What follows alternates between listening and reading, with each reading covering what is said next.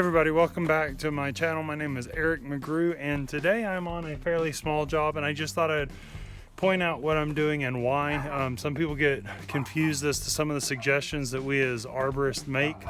And here I have a Siberian elm at the very end. It's pushing on the gate there, and then I have this little aspen here that's growing right up along the edge of this house. Already has a good number of branches at the top rubbing on the eaves. And I just recommended that, along with some fruit tree pruning in the front, which I'll show you here shortly, I recommended that we go ahead and take these two trees out. And the reason for that isn't because they were dead or anything like that. It's because it's a lot more economic for the client now to manage and remove these trees currently than it will be in a few years. There's a fence right here. There's neighbor's property with other buildings very close by. There's a fence up front. They have fruit trees and different things. So this tree here, this aspen's always going to rub on that. It's just going to start leaning out more, and these things don't tend to live over 15 to 20 years in Montrose area, maybe 25 years or something, 30, something like that max. But in this tight cramped area, if it does over 15 or 20, I'd be really surprised. So you have that going on. It's only going to grow out toward the neighbors, which is going to cause an issue. And as it is currently rubbing on the gutters and eaves, I'm going to have to trim off so much it's really going to get lopsided. So this tree, for the economics of the homeowner, is just better to remove it, this little aspen. And same thing with that elm at the end. There, it's just going to keep sprouting more and more, and it's just going to grow into that fence and grow into the house. It was already over the house, so you can't see it now because I already cut it down, and different things like that. So I'll finish removing that little stump at the end, and then I'll remove this little aspen, and then I'll do some trimming on some fruit trees, which I'll show you.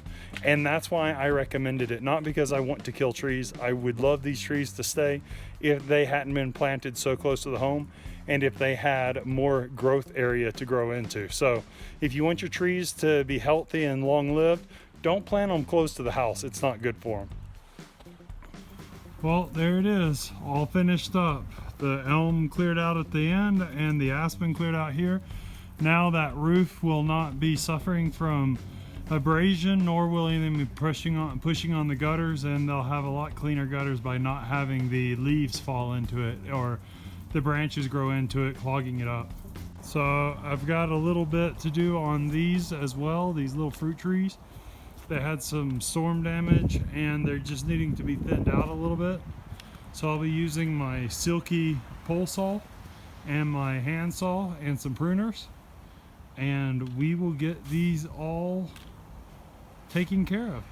So part of the job that I was doing was pruning these fruit trees that are on the property here that are part of the front yard of this little house. And one thing that I find online is that a lot of people don't talk about pruning fruit trees for ornamental use or purposes. They talk about pruning fruit trees for fruit production. So pruning your fruit trees in the winter is a good time to prune them if you want them to be able to recoup and to have a little bit less fruit.